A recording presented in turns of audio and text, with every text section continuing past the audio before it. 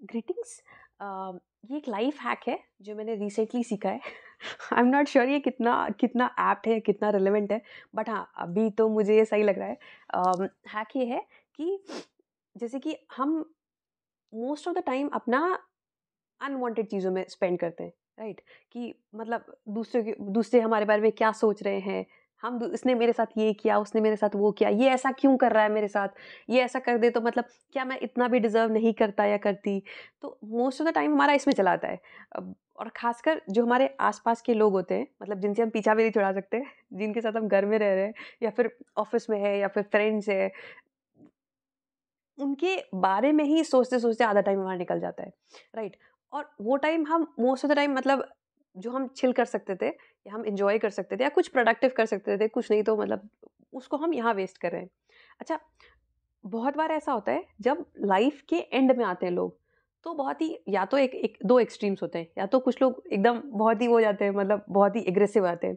जैसे 60s के बाद आप देखोगे ना, या तो बहुत एग्रेसिव हो जाएँगे या तो बहुत चिल्ड आउट हो जाएँगे। कहते हैं ना 60s ऐसा बोलते हैं, I am not sure, but हाँ 60 के बाद वो सठियाने ऐसा कुछ बोलते हैं, सॉरी बट हाँ 60 के बाद सठियाने लग जाते हैं लोग, ऐसा बोलते हैं, नॉट श्योर अबाउट दिस। तो या तो अपने आप दादी-नानी या फिर बाबा-वाबी ऐसा कुछ बाबा-बाबी, बाबा बाबा मुझे नहीं पता भाभी को, मतलब जो भी है। तो या तो आपने देखा होगा ना कि या तो एकदम दिन भर में तुमने ये नहीं किया, वो नहीं किया, ऐसा है, वैसा है, जितना जितना उनके पास टाइम एक्स्ट्रा है, उतना ही वो बड़बड़-बड़बड़ कर रहे हैं। यानी कि तुमने साफ नहीं किया, यहाँ नहीं किया, वो नहीं किया, ये काम ऐसे नहीं हुआ, वो हुआ, घर में मतलब रोना, गाना, चिल्लाना, क्लेश एंड ऑल दैट। तो या तो इस पॉइंट में चला जाएगा, या फिर आप देखोगे दादा और दादी एकदम मतलब मस्त हैं, मतलब जो भी है, और चिल्ड आउट है, फ्रेंड्स के साथ है, मतलब ये है, वो है। क्योंकि उस टाइम पे होता है क्या एक्चुअल में, बहुत खाली टाइम होता है लोगों के पास, तो खाली दिमाग शैतान का दिमाग, तो शैतान तो ये सब हो रहा है। अच्छा, अब लेसन या फिर हैक ये है कि जिस भी पर्सन को मतलब, सॉरी टू से दिस, बट हर कोई भी घर ऐसा नहीं है जहाँ पे डेथ ना हुई हो, ठीक है? जैसे गौतम बुद्ध की स्टोरी है कि वो मतलब कोई एक औरत होती है जो उनसे बोलती है कि मेरे बच्चे को ज़िंदा कर दो, तो बोलते हैं एक ऐसे घर से कुछ लेके आओ, नॉट श्योर अबाउट दिस, ये स्टोरी मुझे याद नहीं है। एक ऐसे घर से कुछ लेके आओ जहाँ कोई डेथ ना हुई हो, राइट? यानी कि ये मतलब उतना ही सच है जितना कि सूरज रोज़ उगेगा, उतना ही कि सच है कि हर घर में डेथ होनी ही होनी है।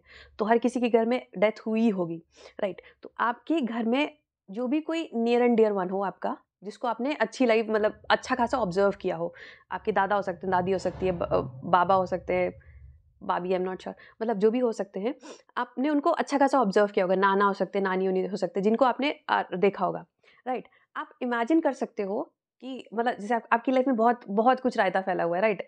आप बहुत टाइम आपको लगता है कि आप बहुत टाइम दूसरों के लिए ही वेस्ट कर देते हो कि हाँ, सोचते हुए कि ये क्यों है, ऐसा क्यों है, वैसा क्यों है। आप इमेजिन कर सकते हो कि ऐसा कौन-सा काम उन्होंने किया था, जो उन्हें नहीं करना चाहिए था। मतलब क्योंकि डेथ से बड़ा मोटिवेटर और कुछ नहीं होता। मतलब आप मरने वाले हो, उससे बड़ा मोटिवेशन क्या होगा अगर आपको पता हो कि हाँ, आपके पास लास्ट 24 घंटे बचे या फिर लास्ट 27 घंटे बचे। अब आप लड़ने में या फिर इधर-उधर की बातों में थोड़ी ना आप वेस्ट करोगे, किसी से जाकर फालतू लड़ने में थोड़ी ना वेस्ट करोगे। आप तो चिल करोगे ना कि हाँ, आखिरी दिन है, जो कर सकता हूँ या कर सकती हूँ वो कर लूँ। है ना? अगर आपको पता है कि हाँ, मेरे पास सिर्फ़ 1 महीना बचा है, 2 महीना बचा है, ऐसा कुछ, राइट? तो डेथ से बड़ा या फिर मोटिवेटर शायद ही कुछ हो, ठीक है? अगर आपको पता होने वाला है कि मतलब होता है ना कि जैसे आर्मी, जैसे बेस्ट एग्ज़ाम्पल क्या है इसका? आर्मी के लोगों को आप दे सकते हो कि जो भी इंटरव्यूज़ आते हैं ना, तो वो लोग बोलते हैं कि हमें लगता है कि हमारा यही टाइम मतलब कब आखिरी दिन हो जाए हमें पता नहीं होता। तो हम पूरी लाइफ़ को मतलब पूरे टाइम को हर हर मोमेंट को बहुत अच्छे से एन्जॉय करते हैं। आप उनके इंटरव्यूज़ में ये चीज़ देख सकते हो।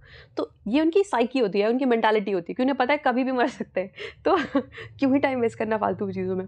तो आप इमेजिन कर सकते हो कि जो भी आपके क्लोज़्ड वन था, दादा-दानी जो भी थे, उन्होंने ऐसा क्या गलत किया, क्या मिस्टेक्स किए उनकी लाइफ़ में, अगर वो ख़ासकर अगर वो इस अभी नहीं है तो, मतलब मान लो उनकी डेथ हो चुकी है तो, ठीक है? तो आप ये इमेजिन कर सकते हो उन्होंने ऐसा क्या किया जो उन्हें नहीं करना चाहिए था, और फिर वो आप अपने अंदर इम्प्लीमेंट कर सकते हो। जैसे कि मतलब जो भी था, लड़ाई तो हर जगह होती है ना तो वो फालतू टाइम बहुत ज़्यादा इधर-उधर करते थे, मतलब फालतू टाइम बहुत वेस्ट करते थे लोगों के ऊपर, वो इमोशनली बहुत इन्वेस्ट करते थे, ये करते थे, वो करते थे, उनको चिल्ड आउट होना चाहिए था।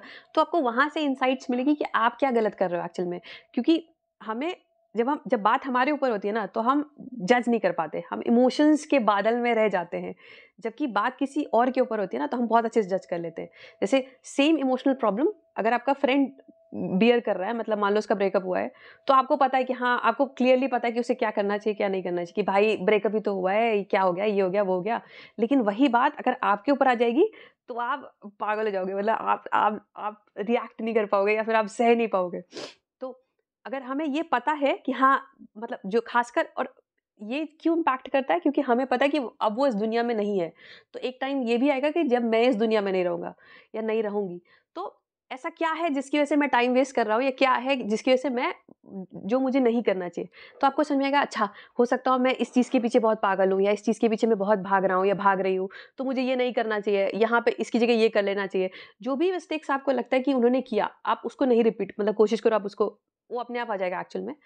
तो ये एक हैक है, अगर काम करे तो अच्छा है, नहीं काम करे तो I am so sorry about this. Thank you.